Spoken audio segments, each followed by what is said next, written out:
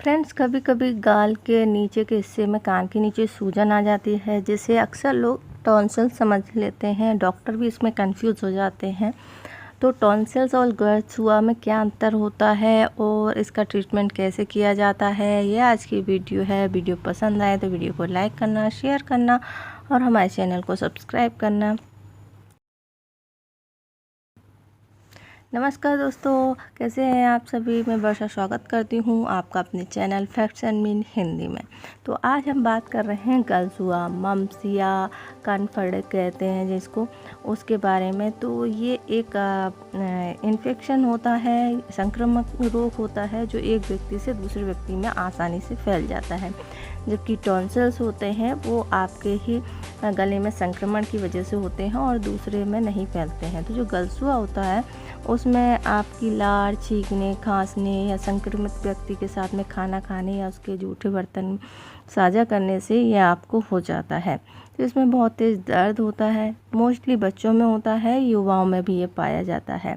गलसुआ, कनफेड़, जिन्हें अंग्रेजी में मम्प्स कहते हैं, एक बैक्टीरियल इन्फेक्शन होता है जो कि आपके कान के नीचे एक ग्लैंड होती है जिसे कहते हैं पैरोटिड ग्लैंड, उसमें इन्फेक्शन की वजह से होता है। जब इसमें सूजन आ जाती है तो ये आपके कान के नीचे तक पहुंचती है और मुंह में लार और थूक बनाती है। तो ये हवा से तो नहीं फैलता, पर आप अगर ऐसे व्यक्ति के साथ में उसके लार, थूक या इस तरह की कोई चीज़ के संपर्क में आते हैं, जूठे बर्तनों के संपर्क में आते हैं, तब ये आपको हो सकता है।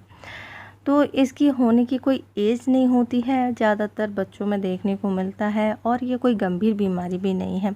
इसके लिए टीका लगाया जाता है MMR का, जो कि बचपन में ही लग जाता है, जिसके कारण से आप इस तरह के इन्फेक्शन से बच सकते हैं। यदि आपको गलसुआ हुआ है तो कई बार डॉक्टर इसे चेक करने में कंफ्यूज हो जाते हैं और वो टॉन्सिल समझ के इसका ट्रीटमेंट करते हैं। जबकि गलसुआ होने पर आपको कुछ सिम्टम्स आते हैं। गाल के नीचे का हिस्सा बहुत फूल जाता है और आपका चेहरा बड़ा भद्दा लगने लगता है। इसमें दर्द भी तेज़ होता है और ये दर्द आपको 10 से 12 दिन तक हो सकता है। इसके दर्द की वजह से ना आप खाना निगल सकते हैं, ना खुल के हंस सकते हैं।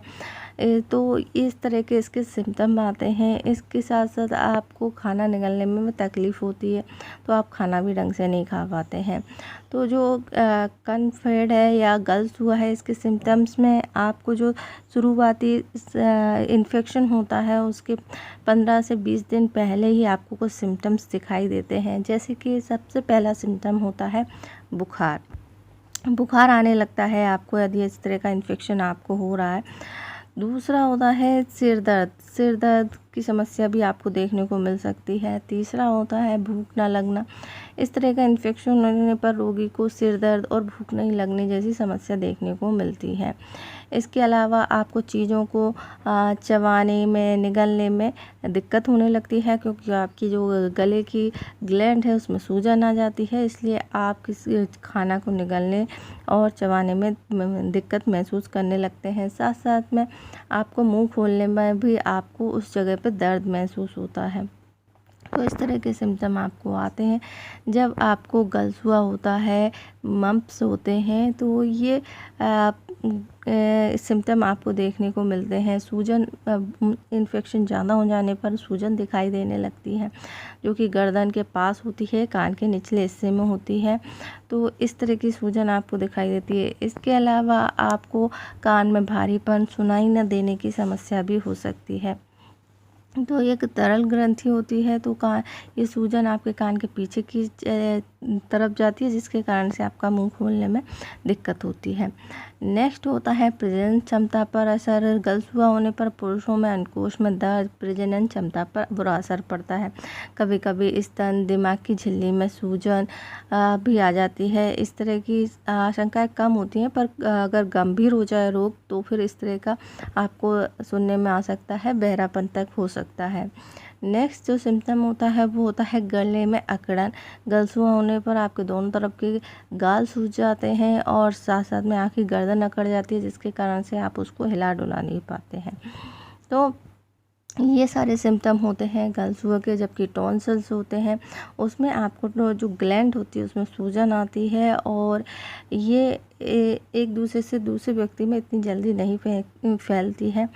तो ये इन्फेक्शन से कारण से होता है। तो जब भी आप को इस तरह का सिम्टम दिखाई दे तो फिर आपको इसके लिए जो डॉक्टर बोलते हैं जिसका सही से पता चल सके कि ये टॉन्सिल्स है या गलसुआ है, तो इसके लिए ब्लड टेस्ट किया जाता है जिसमें आपकी एंटीबॉडी को देखा जाता है और वायरल इन्फेक्शन के पुष्टि की जाती है। तो इस तरीके से आप श्योर होते हैं कि ये आपको मम्स हुए हैं।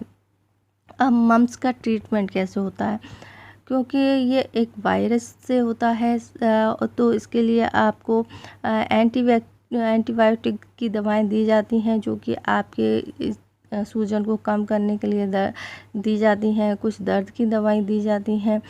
इसके होने पर आपको थकान और कमज़ोरी महसूस होती है तो आपको आराम करने की सलाह दी जाती है। बुखार कम करने के लिए एसिटामिनोफेन या इब्रोफेन या दर्द निवारक दवाएं आपको देते हैं। साथ में आप आइस पैक की सलाह दी जाती है जो कि आपकी सूजन को कम करती है। डिहाइड्रेशन से बचाने के लिए लिक्विड चीज़ों को आपको ज़्यादा पीने की सलाह दी जाती है। साथ ही गर्म और गुनगुनी चीज़ों का इस्तेमाल कीजिए। खाने के लिए आप सूप, दही और सॉफ्ट जो लिक्विड होते हैं उस तरह की चीज़ें आप ले सकते हैं, क्योंकि आपको मुंह खोलने में दिक्कत होगी, चबा नहीं सकते हैं। एसिडिक फूड और पेय पदार्थों का सेवन नहीं करें क्योंकि ये लाल ग्रंथियों में ज़्यादा दर्द बढ़ा सकते हैं। तो ये आपको ट्रीटमेंट के तौर पर दिया जाता है। गुनगुने पानी का आप गरारे कर सकते हैं और ये सभी चीज़ों को आप कर सकते हैं। और इसके साथ में कुछ होम रेमेडीज़ होती हैं, अगर आप वो जानना चाहते हैं तो आप कमेंट्स में कीजिए जिससे कि आप इससे आराम पा सकते हैं। तो आई होप आपको ये जानकारी अच्छी लगी होगी। जानकारी अच्छी लगे तो वीडियो को लाइक करें, शेयर करें और हमारे चैनल को सब्सक्राइब करें। वीडियो देखने के लिए आपका धन्यवाद।